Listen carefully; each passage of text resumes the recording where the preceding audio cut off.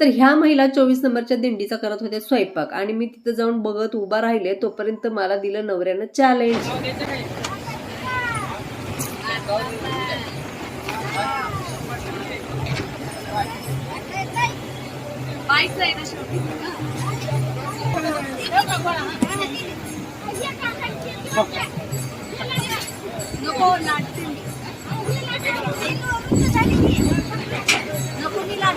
हे देखील आठवू दे.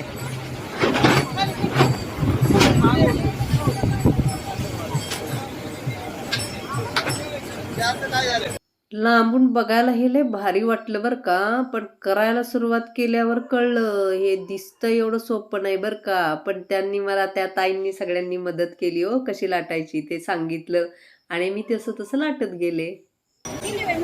हा, अशी काय गोल गरगरीत चपाती होत होती म्हणून सांगू तुम्हाला. लाटताना तर लय भारी मजा वाटत होती. एकदाच सगळी लाटून झाली खरं माझ्याकडनं, पण मला चॅलेंज दिलं परत त्याच्यावर तव्यावर टाकायची. आता ते टाकायचं म्हणजे मी आधी बघितलं थांबून की त्या कशा टाकताय. शाबास माऊली. ओके, शाबास. जय हरी विठ्ठल.